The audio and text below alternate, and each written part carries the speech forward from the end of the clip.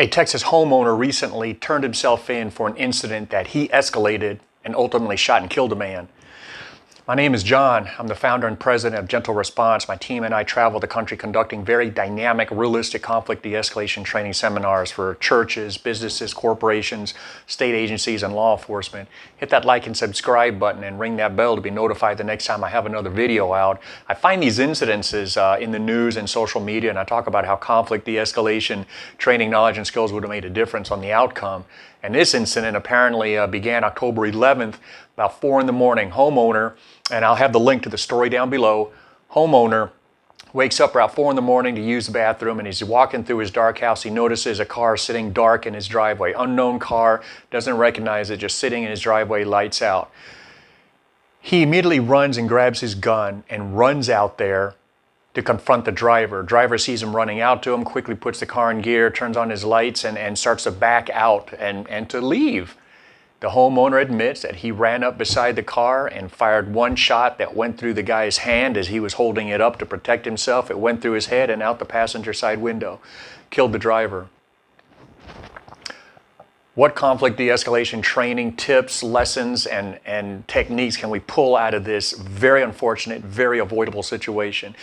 Number one, the homeowner, upon seeing that car sitting in that driveway, could have taken a long, slow, deep breath to calm himself down and just taken a moment to continue to observe and look, listen, and feel. Does he see any type of movement? Does he hear anything to lead him to believe that something is actually bad is about to happen? Someone trying to break in, some actual type of threat.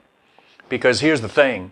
In my lifetime, I have pulled, both day and night, I have pulled into a driveway to make a quick phone call or answer a call or answer a urgent email or any number of things, even check my GPS or even my Google Maps to confirm and verify where I'm at. I've been there, and I'm sure many of you have too. That was the first decision point the homeowner had that he threw away. Because in this case, he immediately ran to his room and grabbed a gun, and then he ran out of his house to confront and challenge this driver, who, upon seeing this person run at him with a gun, decided that he was going to leave the area, which, by the way, I would have done the same. In any of those instances where I was sitting in a driveway and I suddenly see the homeowner or someone running at me with a gun, I'm getting the heck out of there. See ya. This is the second decision point the homeowner had that he threw away. He did not recognize and see that this potential threat, what he considered was a threat, was leaving, was fleeing, was departing, and not a threat anymore. And he admits to authorities that he ran up next to the car and fired one round into the driver. Totally avoidable, very tragic. Long, slow, deep breath. Calm yourself down. Truly assess the situation before you. Is that car in your driveway because it's a drunk driver in the wrong driveway? Is the car in your driveway because it's maybe an Uber driver or Uber delivery or someone checking a phone call or whatever? It turns out, as I've read in another news article, that he lived in nearby or was visiting relatives nearby, and that his usual habit at the end of this family gathering and function is just to take a night drive. We don't know why he was in this particular person's driveway at 4 in the morning, but the point is, it was within his normal behavior to go out for a midnight drive. And truthfully, I've done things like that too, just gone for a drive. Long, slow, deep breath. This homeowner didn't do that. He did not give himself the opportunity to truly assess the situation before him and really consider his options. And then when he ran out of the house, that was actually the third decision point. Second decision point was making the choice to run out of the house. Anytime you leave the security of your home, you are now in an act of challenging, confronting. That's an act of aggression. A first-year law student would not have difficulty making you look like the aggressor. He goes out there to challenge this driver who now is trying to flee, depart, leave, and he still goes up there and shoots this man in the head. Totally tragic. Folks, take a long, slow, deep breath, keep yourself calm, and truly assess the situation before you and consider your options. Those long, slow, deep breaths are designed to get oxygen to your brain also, so help you think under stress.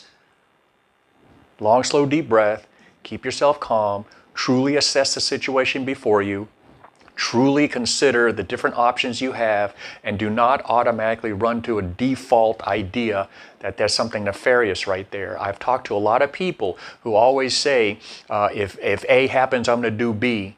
The reality is in life with the dynamics of human behavior and so on that you may have to do D, F, and G before you go back to B.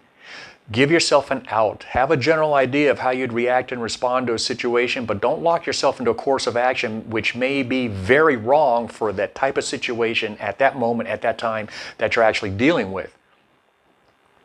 I've seen it happen many, many times before.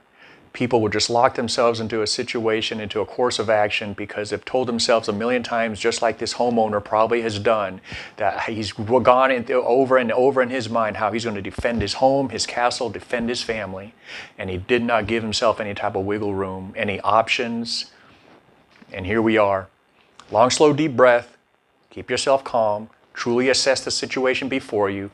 Truly go over your different options and don't always default and think that something nefarious is going on. It's not always bad. Hit that like and subscribe button and ring that bell to be notified. I'll see you on the next one.